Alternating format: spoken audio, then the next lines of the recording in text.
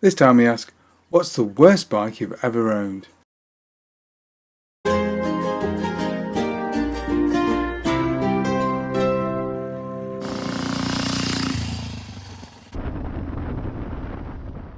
What's the worst bike you've ever owned?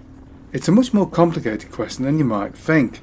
After all, when you've been riding for a few decades, a lot of bikes have passed through your fingers. While some will give you fond memories of ride-outs you had in summer days, or long trips that you undertook, there will always be some bikes that invoke quite the opposite. Now the reasons of this can vary immensely. Sometimes it's just that the bike was an absolute dog and was totally unreliable, and you spent most of the time standing at the side of the road wondering what the hell was wrong with it now. But it can often be much more nuanced than that. Maybe you just didn't get on with the bike for some reason. You didn't find it comfortable, it didn't meet the needs or the expectations that you had of it. So I would love to know what bikes you liked the least in the comments below. Just to kick everything off, here's our thoughts.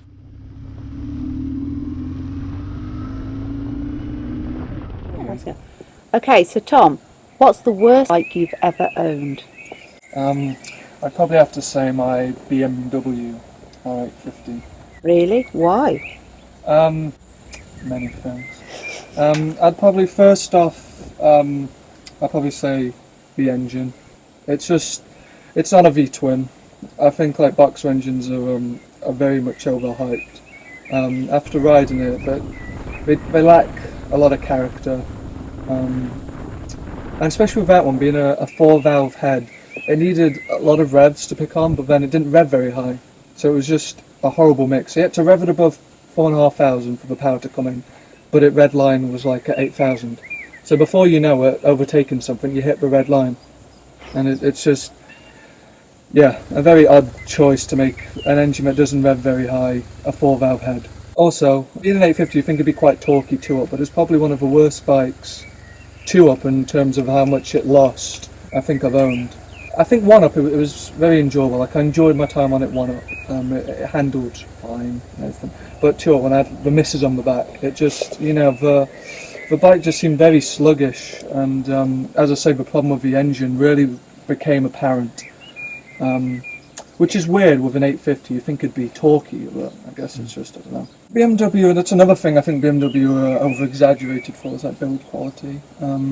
I found, I don't know if it's just on them models, but the electrics, a lot of them were quite flimsy.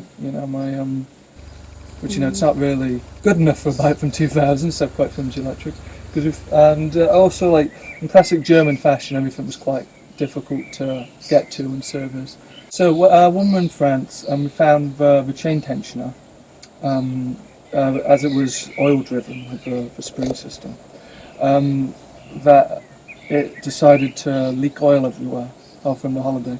And then the Germans very kindly placed the bolt for the chain tensioner right under the frame, which made it a bit difficult to get to. It was a nightmare. And it was a bit of a nightmare. It's just, for something that you'd probably expect when the seal goes, like leak oil, and I think you want to get to pretty easily, the chain tensioner. It was a bit of a nightmare. And then in doing so, we inadvertently destroyed the very flimsy neutral wire, when I didn't have any neutral, which isn't the end of the world, but it is nice to have a neutral wire. From Pillions, I've taken a few people on the back of it, and the consensus I've got is that the seats was actually quite hard, which the rider seat was okay. I thought it was fine, but I'm not too fussy. But from Pillions I've taken, they said it was quite a stiff rear seat, which is not really what you want on your big Tourer, kind of like muscle back Tourer bikes, which is I thought quite disappointing. So any other problems you had in France, Tom? Well, I found in traffic, when we go around the peripheries and a bit on the M25 as well, the BMW had a real overheating problem, which you'd think with the cylinders out like that, it would it'd keep itself nice and cool, but especially when it was slowly running, it would overheat quite quickly, I felt, and it just ran terribly when it was hot. Like it would just cut out and just be really, really lumpy, and it was only about when in traffic that I didn't feel comfortable on it. It made me feel quite nervous, to be fair, when I was in traffic, because especially when the periphery, I've never really had it before on a bike when I've been filtering, and the bike's just cutting out and like juddering and just feeling quite Just not very. No. Not everything about the BMW was bad, but the centre stand was off. It was the best centre stand I've ever used. Like, Even I could do it. anyone could do it, my God. Like, if I could, one thing I wish I could put on any bikes is that centre stand. It was fantastic. Compared to my like current Triumph centre stand, my God, it's like night and day. But yeah, I'd have said the gearbox was nice, but you know, I think a 2000 bike, there's not many bikes in the 2000s with bad gearboxes. Okay, with some pains, they're okay, they're very, very heavy. They weren't like massive. Overall, I'd say like BMWs, it was a good bike, but comparing it to a lot of other things which people would choose the BMW over, I thought it was, you know, nowhere near as enjoyable or just good really, because compared to its competitor would really be, I guess like the Moto Guzzi Brev was quite a comparable thing. And from riding that, it's just, you know, it's the engine's so much nicer, the sound's so much better, it's comfier, handled better.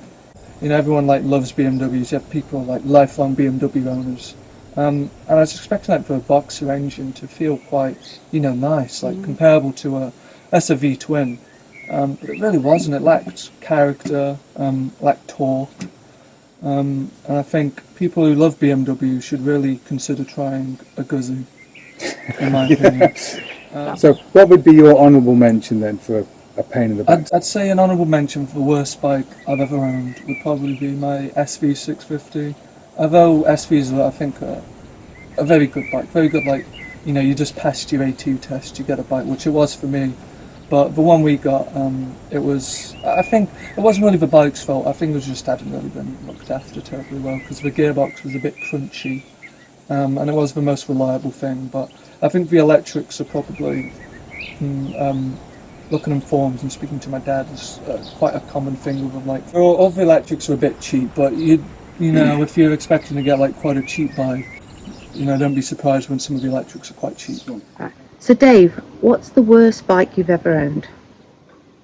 I think for me, it'll surprise a lot of people. I think CBR 600F, I think. The bike had a lot going for it. It's a lovely colour, red, white and blue, the traditional jelly mould one. Had it way back. It was only 2 years old, I bought it in '92, and it was a 1990 model. And it went pretty well. Power tended to be at the top end, which is a bit of a pain. And it was, like I said, a pretty bike really, but it certainly had its downsides. Shortly after I bought it, somebody said to me, "Oh, you're going to make sure that the thing's well greased because they're very mean with the grease in the Honda factory." And by Christ, were they right. The first time I took the spindle out the back wheel, it was an absolute nightmare. But cleaned it all up, we greased it, put it all back together, all went together, and the next time it was the same again. And it was just a lot of little jobs on it were an absolute pain in the arse. It was a pain to work on, and the bodywork was very fragile. I remember it just tipped over and it just shattered like glass in cold weather. For a sports bike, the comfort was pretty good, within certain limitations. Certainly when we travelled up to Scotland on it, I bloody well knew I'd travelled a couple hundred miles. It was pretty darn uncomfortable. In practical terms, compared to a lot of modern sports bikes, it was pretty well thought out really. The sitting position was sporty, but not too sporty. You could cover reasonable distances. Certainly when we took a trip up to Scotland on it, it was pretty miserable, especially on the back. The back seat was rock hard. And also, the downside for passengers, the foot pegs were just that little bit too high. So you cramped up really badly on it. But I think the worst thing about it, and the thing we all hated about it, was that jelly mold bodywork. Not just because it was fiddly to take off, and it was fiddly to take off, but also because it was one of the worst bikes I've ever ridden in a crosswind. Had a very large sort of mudguard. It was very stylish and very much of its period, but it was like a sail, the front mudguard. When the wind hit it, you could feel the force of the wind acting on the handlebars. And also with the bodywork as well, it was absolutely terrifying in bad weather and not much fun at all. And I did use the bike. I owned the bike for about 6 or 7 years. I used it for everything. But it was fiddly to work on. Every time you wanted to do something on it, it was an absolute pain in the backside. The handling wasn't as good as you would like. It wasn't bad, but two up it was really abysmal. It didn't handle carrying two people at all. And it just felt really vague. It was very unpleasant two up. But generally, I think I just have nothing but bad memories about it. And it didn't really break down badly or do anything really horrendously. It was just that it wasn't a great deal of fun to ride because it just didn't do the things that I wanted it to do. And every time we wanted to do a job on it, it was absolutely a pain in the backside. So for being a pain in the backside, it's my least favourite bike ever. And handling like a pig for 2 up as well. So Dave, is there any bike that deserves a special mention? I think it has to be the Suzuki Bergman scooter. We bought it for work and it should have been great. But it had so many electrical woes and there's so many things that went wrong with it, the most of which really were electrical. You couldn't rely on it at all. And it was an absolute pain. Because obviously trying to get the electrical parts of it were really difficult because all the bodywork. And then it was one of those niggly intermittent problems that kept cropping up, and it took us ages to solve it. And by the time we actually solved it, it's taken months. You're at that point where you've just had enough, really. And I think, again, it's one of those bikes that evokes bad memories, but was actually quite a good bike. It's just that it was such a pain in the backside, really, in terms of reliability. That it just wasn't worth the trouble, really.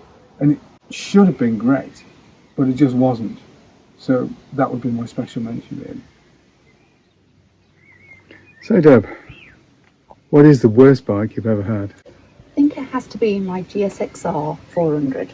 It was a pretty bike, it handled well, cornered well, and it was a really nippy little thing. Thought it would be brilliant. No, it wasn't. It ate plugs like nobody's business. Monthly, I was changing the plugs and they weren't cheap either, they were really expensive. It got to the stage where I didn't enjoy going out for a ride. I never knew when it was going to stall on me. I would go have a lovely day out, having a ride, get back home, and within a couple of miles from home, come to a junction, about to pull off, and it would just die on me. So it took the enjoyment out of going out on it, and I just didn't enjoy it, so I didn't want to ride it anymore. Didn't really carry passengers, pillions is one of my things. But at the end of the day, it was supposed to be a lovely sports bike and it did ride well, but it was just the fear of actually getting stuck. Always had to have someone with me in case I needed help bumping it, and I couldn't really ride it on my own because there was no one to help me bump it and start it. So I had to give it up in the end. So Deb, what bike do you think deserves a special mention as being pretty rubbish? Probably my FZ 750. Again, sports bike, bit of a theme going on here when I was younger, but it was so heavy, it was like a brick. It was a pretty bike, but it tramlined. It would find any groove in the road and stick to it. I was battling constantly to try and get out of these tram lines, and it was just so exhausting. At the end of a ride, I was physically and mentally, I suppose, exhausted. It just wasn't worth it. The seat was unbearable as well. It was really hard on long trips, and carrying a pillion, they weren't very comfortable on the back either. And it was top heavy and added to the weight. So another thing, it was a big step up from my GSXR 400, but again, the wrong type of bike for me. So tell us, what's the worst bike you've ever owned? And why, of course. What other bikes or collections of bikes would you like to see us cover in a future video? Maybe you've got a bike we can use for a test ride. Either way, get in touch below. Hope you enjoyed that video. If you did, don't forget to like and subscribe, and of course, thank you very much for watching.